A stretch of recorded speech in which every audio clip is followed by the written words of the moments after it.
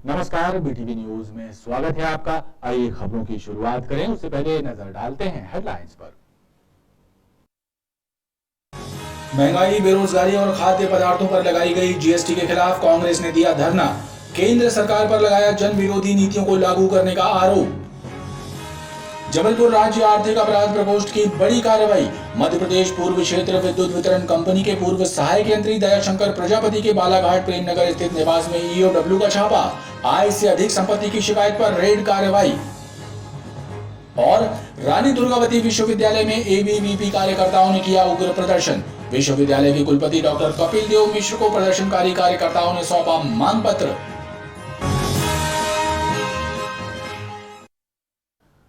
आजादी के अमृत महोत्सव के तहत हर घर तिरंगा अभियान शुरू किया गया है। इस अभियान में लोगों की सहभागिता सुनिश्चित करने के लिए जिला प्रशासन के अधिकारियों कर्मचारियों के द्वारा कलेक्ट्रेट कार्यालय से रैली निकाली गई और लोगों से इस अभियान में जुड़कर देश के राष्ट्र ध्वज को सम्मान देने की अपील की।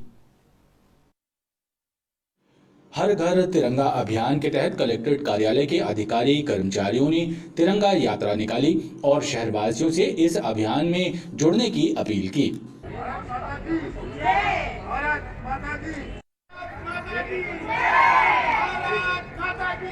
अपर कलेक्टर विमलेश सिंह ने बताया कि प्रधानमंत्री नरेंद्र मोदी द्वारा हर घर में तिरंगा फहराने की अपील की गई है। आजादी के अमृत महोत्सव के तहत 13 से 15 अगस्त तक हर घर में तिरंगा फहराया जाएगा। इसी उद्देश्य से तिरंगा यात्रा निकालकर लोगों को संदेश दिया गया है कि देश की आन बान और शान का प्रतीक तिरंगे का सम्मान करें। आजादी के 75वें वर्ष पर हम आज़ादी अमृत महोत्सव के रूप में मना रहे हैं। ये हमारा कार्यक्रम हर घर तिरंगा अभियान के तहत है, जिसमें आज हम कलेक्ट्रेट परिवार की तरफ से ये हर घर तिरंगा अभियान के रूप में एक छोटी सी रैली निकाले हैं, जिसमें हम अपने राष्ट्र ध्वज को सम्मान दे रहे हैं और इस अभियान में शामिल हो रहे हैं। पंचायती राज संस्थाओं के नवनिर्वाचित जनप्रतिनिधियों को मुख्यमंत्री शिवराज सिंह चौहान ने वीडियो कॉन्फ्रेंसिंग के माध्यम से संबोधित किया। मुख्यमंत्री के संबोधन का प्रसारण कलेक्ट्रेट के वीसी रूम में भी हुआ, जिसमें जनप्रतिनिधियों समेत कलेक्टर भी मौजूद रहे। प्रदेश के मुख्यमंत्री शिवराज सिंह चौहान ने वीडियो कॉन्फ्रेंसिंग के जरिए सरपंचों, जनपद सदस्यों और जिला पंचायत सदस्यों को संबोधित किया और हर घर तिरंगा अभियान के संबंध में जानकारी दी। कलेक्टर डॉक्टर इलैयाराजा टी और जनप्रतिनिधियों ने बताया कि हर घर तिरंगा अभियान को सफल बनाने के लिए हर वर्ग के लोगों को सहभागी बनना होगा। इसी सिलसिले में मुख्यमंत्री ने संबोधित किया है। आज माननीय मुख्यमंत्री महोदय नवनिर्वाचित पंचायत, जनपद पंचायत, जिला पंचायत के पदाधिकारियों के साथ यहाँ मीटिंग हुई है। उसके अलावा ग्रामीण सभी लोगों के साथ मीटिंग हुई है। मुख्यतः इन्हें 2 बिंदु को लेकर है। हर घर तिरंगा अभियान का है। आप सभी को पता है कि हम लोग भी लगातार साक्षात्कार कर रहे हैं, जिसमें हर व्यक्ति को इन्हें जुड़ना है। सभी धर्म का, सभी वर्ग का, सभी लोगों का इन्हें जुड़ करके मतलब हमको 13 तारीख से 15 तारीख के बीच में हर तिरंगा अभियान चलाना है। देखिए, प्रत्येक भारतवंशी के लिए ये अत्यंत गर्व का अनुभव करने का विषय है कि हमें स्वतंत्रता के बाद 75वीं हमारी हम वर्षगांठ मना रहे हैं। अमृत महोत्सव स्वतंत्रता का हम मना रहे हैं। ये प्रत्येक भारतवर्षी के लिए ये गर्व का विषय है और इसलिए हमारे माननीय प्रधानमंत्री नरेंद्र मोदी जी ने आह्वान किया है कि प्रत्येक घर पर इस बार 13 तारीख से 15 तारीख तक तिरंगा लहराना है। तिरंगा हमारे देश की शान है, हमारे देश की जान है, हमारे देश की पहचान है। जिला पंचायत, जनपद पंचायत और नगरीय निकाय के साथ और जनप्रतिनिधियों, सामाजिक संगठनों के साथ एक वर्चुअल बैठक की और इसमें लोगों को प्रेरित किया कि हर घर में झंडा लगे, हर संस्थान में झंडा लगे और आज़ादी के अमृत महोत्सव को हम पूरे देश में, पूरे प्रदेश में तिरंगा लहराकर मनाएं। इस उत्सव के रूप में आज़ादी के अमृत महोत्सव को मनाने के लिए योजनाबद्ध तरीके से आज माननीय मुख्यमंत्री जी ने हम सबको संबोधित किया। मतदाता सूची के विशेष संक्षिप्त पुनरीक्षण अभियान के तहत बीएलओ को प्रशिक्षण प्रदान किया जा रहा है। इसी श्रृंखला में कलेक्ट्रेट कार्यालय में आयोजित प्रशिक्षण कार्यक्रम के दौरान मास्टर ट्रेनर्स ने मतदाता सूची को लेकर नियमों में हुए संशोधन की विस्तृत जानकारी प्रदान की।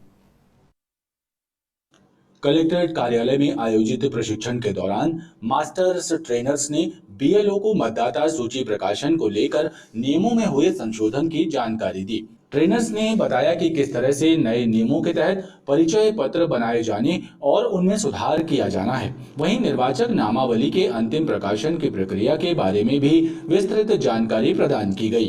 2 जनवरी का जिसका बर्थ हुआ था, अब उसे लगातार 1 साल इंतजार करना पड़ता था कि अगली हमारी मतदाता सूची जब बनेगी तब उसका नाम जुड़ेगा।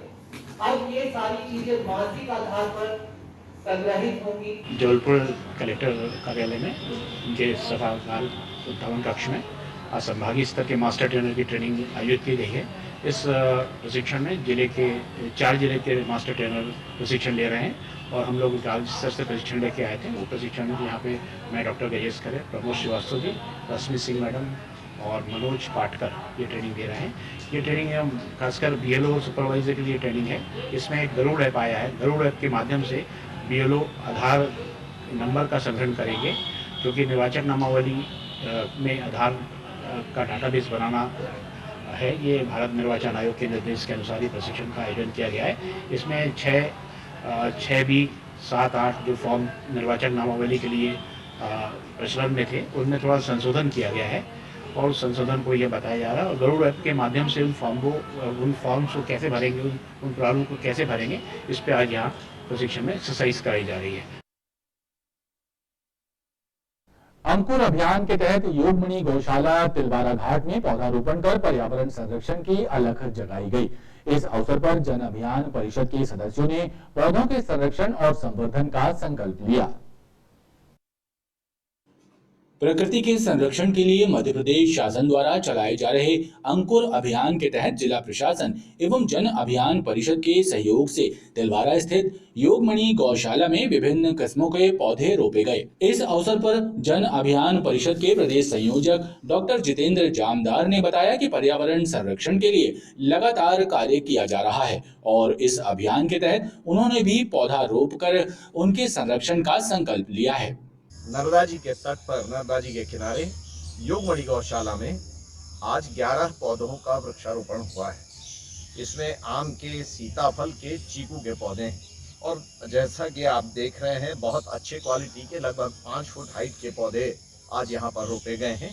इन पौधों की चिंता और इन पौधों के स्वास्थ्य की चिंता लगातार आने वाले अनेक वर्षों तक होगी और योगमणि गौशाला में जैसा कि आप देख रहे हैं चारों तरफ अनेक बार इस प्रकार के पौधारोपण, वृक्षारोपण के कार्यक्रम संपन्न हुए हैं। इस मौके पर मौजूद सभी लोगों ने पर्यावरण संरक्षण का संकल्प लिया। मध्य प्रदेश में पिछले 4 वर्षों से प्रतियोगी परीक्षाएं तो आयोजित की जा रही हैं, लेकिन उनके रिजल्ट घोषित नहीं किए जा रहे हैं। इस बात से अभ्यर्थी परेशान हैं। उन्होंने बेरोजगारों की तिरंगा यात्रा निकालकर सरकार की नीतियों के खिलाफ प्रदर्शन किया।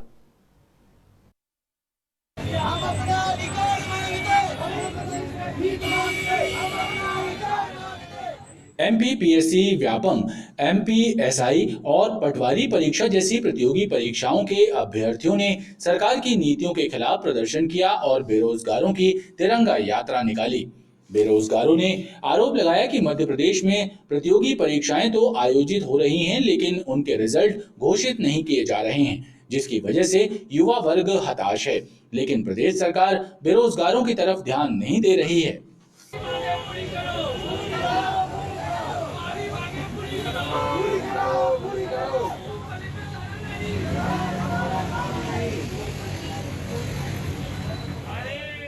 आज हम सभी अलग अलग मध्य प्रदेश की परीक्षाओं की तैयारी करने वाले अभ्यर्थी एक साथ आए हैं। हम लोगों का उद्देश्य ये है कि जो मध्य प्रदेश में ओबीसी आरक्षण का केस चल रहा है, जिसके सॉल्व ना होने के कारण एमपीपीएससी, व्यापम की जितनी भी भर्तियां हैं, एमपीएसआई, एमपी पटवारी, सभी भर्तियां जो है रुकी हुई हैं। जो भर्तियों के नोटिफिकेशन आते हैं उन भर्तियों में भी जो है रिजल्ट घोषित नहीं हो रहा है। तो हम सभी अभ्यर्थी पिछले 3-4 सालों से इसको लेकर के परेशान हैं। एमपीपीएससी 2019 की भर्ती प्रक्रिया 2019 से चालू हुई थी, आज 2022 हो गए, उसके साक्षात्कार आयोजित नहीं कराए गए। इसके अलावा एमपीएसआई 6 सालों से मध्य प्रदेश में नहीं आई है। एमपी पटवारी जैसी अन्य जो मुख्य परीक्षाएं थी वो भी नहीं हो रही। तो हम सभी की मांग ये है कि आखिर हम लोग कब तक तैयारी करेंगे, इस केस को जल्द से जल्द सॉल्व किया जाए। मध्य प्रदेश सरकार ने बहुत चालाकी से हाईकोर्ट में जो याचिकाएं दायर की गई हैं उसकी आड़ लेके पिछले 4 वर्षों से इनको नौकरी नहीं दी जा रही, केवल परीक्षाएं लेते जा रहे हैं, लेकिन कोई रिजल्ट डिक्लेयर नहीं किया जा रहा है। इवन इंटरव्यू ले चुके हैं, 2 साल होने वाले और अभी तक इनको पोस्टिंग नहीं की गई। ये दुर्भाग्यजनक है। सरकार कहीं फ्लाईओवर बनाती है, कहीं स्मार्ट सिटी बनाती है, अरबों खरबों रुपए खर्च कर रही है, लेकिन रोजगार देने तैयार नहीं। स्टाफ आधे हैं, हर विभाग में आधे स्टाफ है, आधे स्टाफ पे काम कर रहे हैं। शासकीय प्रशासकीय सारी व्यवस्थाएं ध्वस्त होती जा रही है, जिसके कारण जितने भी शासकीय विभाग है उनमें लगातार कमी करती जा रही है। उसको बेचने की प्रक्रिया कर रही सरकार, ये दुर्भाग्यजनक है। बेरोजगारों को रोजगार देना सरकार का मौलिक अधिकार है, इनका मौलिक अधिकार है इसका। और संविधान में ये वर्णित किया गया है कि सबसे पहले रोजगार की व्यवस्था करना चाहिए, जिसमें सरकार असफल है और जिसका आज आप परिणाम देख रहे हैं। छात्र आंदोलन करने के लिए मजबूर हो गए सड़कों पर। मालवीय चौक से कलेक्ट्रेट तक तिरंगा पदयात्रा निकालने वाले बेरोजगार युवाओं का कहना है कि सरकार इस दिशा में जल्द निर्णय करे ताकि लाखों युवाओं का भविष्य चौपट होने से बच सके। अपराध नियंत्रण के लिहाज से रामपुर छापर स्थित मांडवा बस्ती में हाईटेक पुलिस सहायता केंद्र का निर्माण किया गया है, जिसका शुभारंभ एसपी सिद्धार्थ बहुगुणा द्वारा किया गया। गोरखपुर थाना क्षेत्र की मांडवा बस्ती में नवनिर्मित पुलिस सहायता केंद्र का शुभारंभ एसपी सिद्धार्थ बहुगुणा द्वारा किया गया।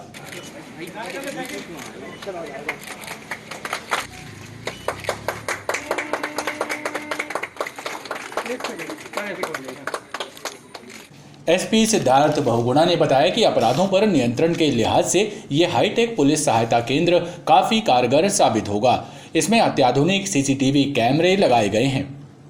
आज बड़ी खुशी की बात है कि बृजमोहन नगर मांडवा चौकी का जो पुलिस सहायता केंद्र का आज यहाँ उन्नतीकरण हो रहा है, इनफैक्ट हो गया है। तो आज इसके उद्घाटन के लिए आज मेरे को यहाँ बुलाया गया था और मुझे बहुत प्रसन्नता है कि ये जो कदम जो है उठाया गया है, इसमें सीएसपी प्रतिष्ठा और मुख्य तौर पे थाना प्रभारी एसपीएस बघेल, इनकी भूमिका बहुत ज़्यादा अच्छी है। ये पहले भी जहाँ थे ओमती, वहाँ भी इन्होंने 2 बड़ी ओमती और नौदरा का इन्होंने उन्नयन कराया था चौकी का, और यहाँ जो सहायता केंद्र है इसका उन्नयन हुआ है। आप सभी को विदित होगा कि बृजमोहन नगर मांडवा में पहले बहुत शिकायतें आती थी अपराध की और लोगों के साथ घटनाओं की। अब धीरे धीरे उसमें पुलिस यहाँ एक्टिव रहेगी और इसमें मुझे आशा है कि चूँकि ये पुलिस सहायता केंद्र का उन्नयन हुआ है, इसमें सीसीटीवी कैमरे भी लगे हैं और मैंने आह्वान किया है यहाँ के हमारे जनता से कि यहाँ पे और सीसीटीवी कैमरे अपने घरों के बाहर भी लगाएं, और मुझे आशा है कि धीरे धीरे हम बृजमोहन नगर मांडवा चौकी क्षेत्र को अपराध मुक्त करने में सफल होंगे। इस मौके पर एसपी ने क्षेत्र के प्रतिभावान विद्यार्थियों को पुरस्कृत भी किया।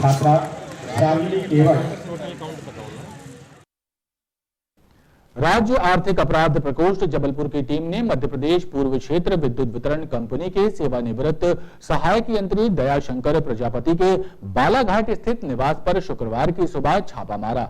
आय से अधिक संपत्ति की शिकायत के मामले में ये कार्रवाई की गई। प्रारंभिक जांच में ईओडब्ल्यू को सहायक यंत्री के पास करोड़ों रुपयों की संपत्ति का पता चला है, जिसमें उसके 6 आलीशान मकान, 12 प्लॉट, 4 पहिया और 2 पहिया वाहन शामिल हैं। जांच में ये बात भी सामने आई है कि सहायक यंत्री ने पत्नी के नाम पर कंपनी बनाकर उसमें भी निवेश किया है।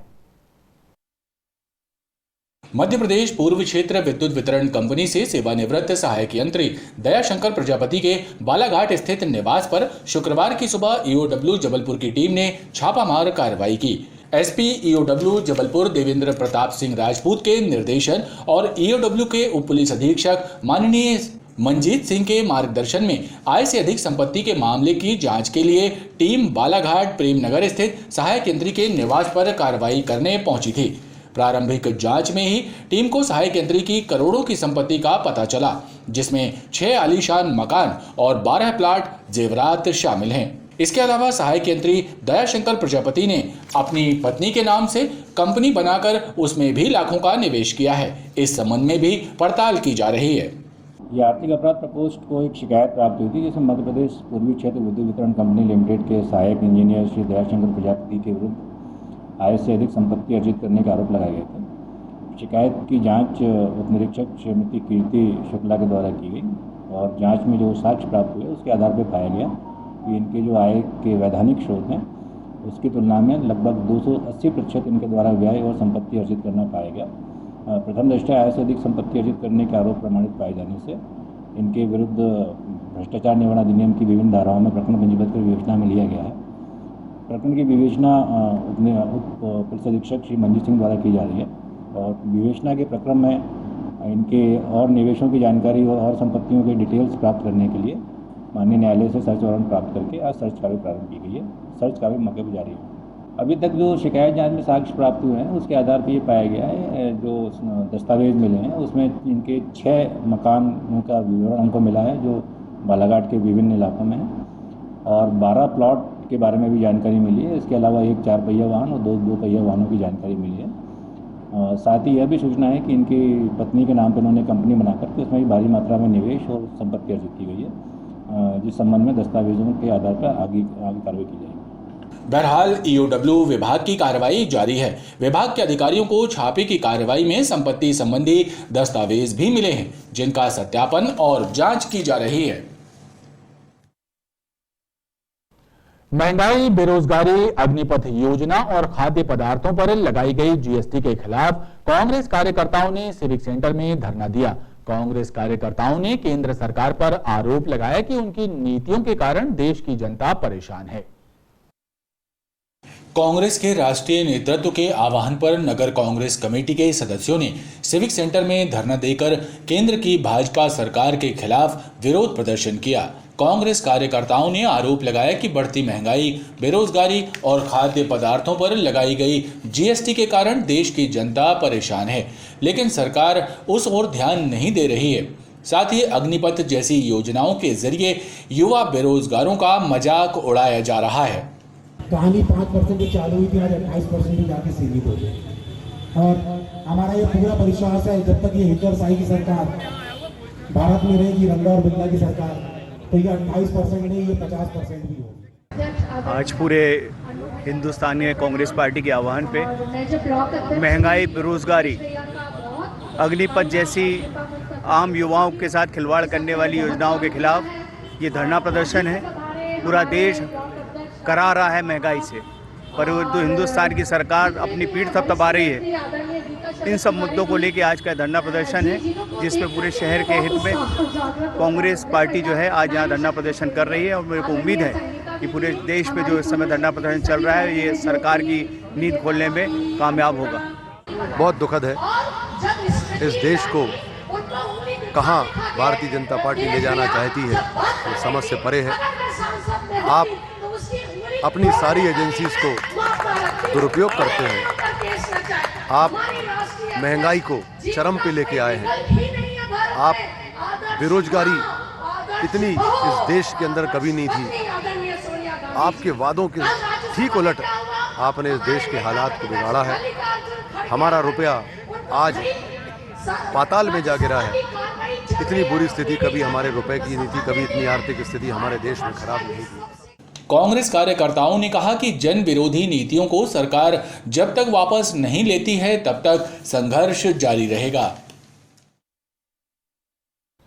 निजी हॉस्पिटल में हुए भीषण अग्निकांड के बाद स्कूल शिक्षा विभाग स्कूली बच्चों की सुरक्षा को लेकर चौकन्ना हो गया है। जिला शिक्षा अधिकारी ने निजी स्कूल संचालकों की बैठक बुलाकर सुरक्षा के पुख्ता इंतजाम करने के निर्देश दिए। साथ ही कोताही बरतने वालों को मान्यता समाप्त करने की चेतावनी भी दी। मॉडल स्कूल के सभाकक्ष में अशासकीय स्कूलों के प्राचार्यों की एक बैठक आयोजित की गई, जिसमें जिला शिक्षा अधिकारी घनश्याम सोनी ने 2 टूक शब्दों में चेतावनी दी कि स्कूलों में बच्चों की सुरक्षा के पुख्ता इंतजाम किए जाएं, अन्यथा मान्यता निरस्त कर दी जाएगी। कोई प्रतियोगिता के लिए बनाया जाए और उनके बीच में कोई प्रतियोगिता राष्ट्रीय महत्व के। इन सभी स्कूलों को हमने बताया कि आपके स्कूल में जो भी बच्चे अध्ययनरत हैं उनकी सुरक्षा का पूरे इंतजाम स्कूल में होने चाहिए। स्कूल में बच्चों के निकलने के लिए 2 या 2 से अधिक द्वार हों, खिड़कियां हों, वेंटिलेशन का सिस्टम हो। कहीं पर भी ऐसी स्थिति ना हो कि सक्रिय स्थान है जहां से एकदम से बच्चों को निकलने में कोई परेशानी हो। चौड़े दरवाजे कर लें, खुले स्थान पर रखें। इसके अलावा जो इनके यहाँ के इलेक्ट्रिक वायरिंग है, मीटर की जगहें हैं या जनरेटर सिस्टम है जो पुराने हो गए हैं, पुरानी फिटिंग हो गई है, उन सबको बदल के दुरुस्त करवाएं, नया करवाएं। कहीं पर पुराने प्लग लगे हैं, स्पार्किंग हो रही है, उन सबको बदलवाएं। जनरेटर अगर पुराना रखा है उसको भी बदलवाएं। लाइट की व्यवस्था ठीक ठाक हो, कहीं पर भी अग्नि दुर्घटना की स्थिति ना बने। फायर सेफ्टी के लिए फायर उपकरण स्कूलों में अनिवार्य रूप से लगाएं। ये हमने सबको निर्देश दिए हैं। बैठक में हर घर तिरंगा अभियान और पौधारोपण अभियान की जानकारी भी दी गई। साथ ही उसमें सक्रिय सहभागिता निभाने के निर्देश दिए गए। हमने इनसे पौधारोपण के लिए वायुदूत पौधारोपण करें और वायुदूत ऐप पर रजिस्ट्रेशन करने के लिए व्यवस्था की है। यहाँ पर हमने सारे जो भी प्राचार्य या उनके प्रतिनिधि आए हुए हैं, प्रोजेक्टर से दिखाकर सबके मोबाइल फ़ोन पर वायुदूत ऐप डाउनलोड कराया है यहीं पर। और जिनको कठिनाई आ रही थी, हमने 20 अपने BRC CAC लगा के उनको मदद कराई है और प्रोजेक्टर पर दिखाया है। सबके फ़ोनों पर वायुदूत ऐप डाउनलोड करा दिया है। ये सब जाके अपने स्कूल के स्टाफ के फ़ोनों मेंबर्स के फ़ोन पर वायुदूत ऐप डाउनलोड कराएंगे, फिर पौधारोपण करा के उनका रजिस्ट्रेशन करेंगे। इसके बाद हम बात कर रहे हैं हर घर तिरंगा अभियान की। उसके बारे में भी सभी स्कूलों में आयोजन किए जाएं और घरों में तिरंगा लगाने के लिए बच्चों के पेरेंट्स को, शिक्षकों को, सबको प्रोत्साहित किया जाए। बैठक में निजी स्कूल प्राचार्यों की शंकाओं का समाधान भी किया गया। साथ ही उन्हें सरकार की योजनाओं और उनके नियमों से अवगत कराया गया। नौदरा ब्रिज में 2 मंदिरों के बीच नगर निगम द्वारा लगाया जा रहा कचरे का अंबार लोगों के लिए मुसीबत का सबब बन रहा है। कचरे के ढेर से बदबू और सड़ांध फैल रही है, जिसकी वजह से सांस लेना तक मुश्किल हो रहा है। नौदरा ब्रिज के पास स्थित हनुमान मंदिर एवं श्री बालाजी मंदिर के बीच खाली पड़े प्लॉट पर नगर निगम ने अघोषित रूप से कचरा घर बना दिया है। नगर निगम के इस खाली प्लॉट पर पूरे शहर का कचरा नियम विरुद्ध तरीके से डंप किया जा रहा है, जबकि इस कचरे को कठौंदा ले जाया जाना चाहिए। कचरे से फैल रही बदबू के कारण लोग परेशान हैं, सांस लेना तक मुश्किल हो रहा है। धार्मिक आयोजन भी बाधित हो रहे हैं, लेकिन जिम्मेदार विभाग इस ओर ध्यान नहीं दे रहा है। नौदरा पुल में हनुमान जी का मंदिर है और इसके ठीक पीछे बालाजी का मंदिर है। इन दोनों के बीच में नगर निगम द्वारा कचरा घर बना दिया गया है। रोज़ सुबह गाड़ियां आती हैं, मंदिर के सामने पूरा कचरा गिराती हुई जाती हैं। कोई देखने वाला नहीं, कोई टोकने वाला नहीं है। जितने भी यहाँ भक्त आते हैं, श्रद्धालु आते हैं, उनको गंदगी का सामना करना पड़ता है। वो सुबह सुबह नहा धो के आते हैं, लेकिन उनका गंदगी पैर जाता है, फिर से उनको नहाना धोना पड़ता है। मंदिर में आते हैं, पूजा पाठ करते हैं, मुंह में हाथ रखे रहते हैं, रुमाल से बांधे रहते हैं, तब वो पूजा पाठ कर पाते हैं। पंडित जी ने भी बताया कि हमने कई बार ज्ञापन भी दिया, नगर निगम वालों को भी बोला है कि यहाँ से कचरा घर अलग करके रखें। यहाँ कोई सुविधा नहीं हो पा रही। यहाँ पे नाले नालियों से निकलने वाली गंदगी को भी इस प्लॉट पर डाला जा रहा है, जिसकी वजह से 8-10 फीट ऊंचा कचरे का पहाड़ बन गया है। नगर निगम के स्वास्थ्य विभाग द्वारा कराया जा रहा ये बेढंगा कार्य चर्चा का विषय बना हुआ है। अखिल भारतीय विद्यार्थी परिषद के कार्यकर्ताओं ने शुक्रवार को रानी दुर्गावती विश्वविद्यालय में जमकर हंगामा किया। विद्यार्थी परिषद के कार्यकर्ता विश्वविद्यालय के मुख्य गेट को तोड़ते हुए विश्वविद्यालय परिसर के अंदर तक जा पहुंचे और जमकर प्रदर्शन किया। विद्यार्थी परिषद के छात्रों ने रैगिंग सहित अन्य मुद्दों और मांगों को लेकर उग्र प्रदर्शन किया, जिससे विश्वविद्यालय में अफरा तफरी मच गई। विद्यार्थी परिषद के कार्यकर्ताओं ने विश्वविद्यालय के कुलपति को एक मांग पत्र भी सौंपा है।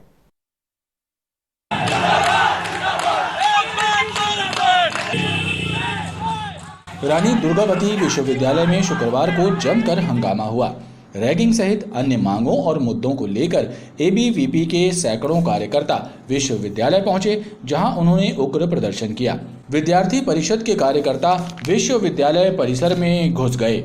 इनमें से कुछ कार्यकर्ताओं ने तोड़फोड़ भी की, जिससे अफरा तफरी मच गई। कार्यकर्ताओं के प्रदर्शन की खबर विश्वविद्यालय प्रबंधन ने पुलिस को दी, जिसके बाद भारी पुलिस बल भी मौके पर पहुंच गया। प्रदर्शनकारी कार्यकर्ताओं ने रैगिंग, छात्रों के परीक्षा परिणाम और अन्य मुद्दों को लेकर विश्वविद्यालय प्रबंधन पर गंभीर आरोप लगाए और आक्रोश जाहिर करने की बात कही।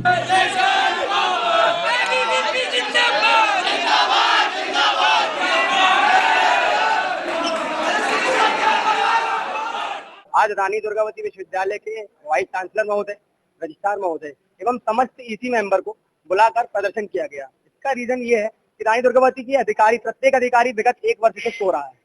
यहाँ पर परीक्षाएं जहाँ पर चलती है, भवनों की छतें गिर रही है, पानी गिर रहा है, विद्यार्थियों को चोट लग रही है, लेकिन प्रशासन यहाँ पर सो रहा है। हॉस्टल में 10-10 साल से अपराधिक प्रवृत्ति के लोग रहवास कर रहे हैं। वीसी महोदय को पता है, वीसी महोदय उनकी फीस भी भर रहे हैं, ये सबको पता है। एलएलबी का एग्जाम होता है, एलएलबी के रिजल्ट में 70% से ज्यादा छात्रों को फेल कर दिया जाता है। हम 10-10 बार ज्ञापन सौंपते हैं, पूरे बच्चे परेशान होते हैं। ग्रामीण अंचलों से बच्चे यहाँ पर डेली आते हैं, ना वाइस चांसलर महोदय मिलते हैं, ना रजिस्ट्रार महोदय मिलते हैं। बार बार आश्वासन दिए जाते हैं, फर्जी आश्वासन दिए जाते हैं, बच्चों को भगा दिया जाता है। विश्वविद्यालय है किस लिए? यहाँ पर इतना फंड आ रहा है, ये लोग ढोंग रूपी ईसी की बैठक यहाँ पर आयोजित करते हैं, जिसके अंदर चाय, कॉफी और बिस्किट खाए जाते हैं और एक गेट टुगेदर टाइप का होता है। यहाँ पर काम क्या किया जा रहा है विश्वविद्यालय में? और विश्वविद्यालय को हमने चेतावनी दी है कि जो हमने मांगे करी है, अगर सुचारू रूप से उन सभी मांगों को 10 दिन के अंदर पूरा नहीं किया जाता है तो विश्वविद्यालय हम सभी बंद कराएंगे और वीसी महोदय का इस्तीफा भी लेंगे। इस दौरान प्रदर्शनकारी कार्यकर्ताओं ने कुलपति डॉक्टर कपिल देव मिश्र से मुलाकात की और उन्हें ज्ञापन दिया। कुलपति ने कार्यकर्ताओं की मांगों पर कार्रवाई करने की बात कही। विद्यार्थियों के द्वारा जो भी ज्ञापन दिया गया है, विश्वविद्यालय उस पर ठोस कदम उठाएगा और विश्वविद्यालय में कतिपय छात्रों का जो रिजल्ट आया है, ऐसा विद्यार्थियों का कहना है, उनके पुनर्मूल्यांकन की व्यवस्था की जाए। पुनर्मूल्यांकन की व्यवस्था शासन के स्तर पर होगी। उच्च शिक्षा विभाग के लिए हम लोग भी पत्र लिख रहे हैं और चाहेंगे पुनर्मूल्यांकन के लिए जो विद्यार्थियों की मांग है वो पत्र शासन को हम भेजेंगे। जो विश्वविद्यालय स्तर पर कार्रवाई होनी है, विश्वविद्यालय उसके लिए संकल्पबद्ध है, वो कार्रवाई नियमानुसार सभी संपादित करेगा। रैगिंग के मामले में क्या? रैगिंग के मामले में जांच हुई, कोई रैगिंग इस प्रकार की पाई नहीं गई। वो न्यूज बिल्कुल फेक है और वो गलत छापी गई है, जांच हो चुकी है उसकी। विद्यार्थी परिषद के हंगामे और प्रदर्शन से विश्वविद्यालय परिसर में हड़कंप मचा रहा। कुलपति से मिले आश्वासन के बाद कार्यकर्ताओं ने प्रदर्शन समाप्त किया। खबरों का ये क्रम लगातार जारी है। आप देखते रहिए BTV न्यूज।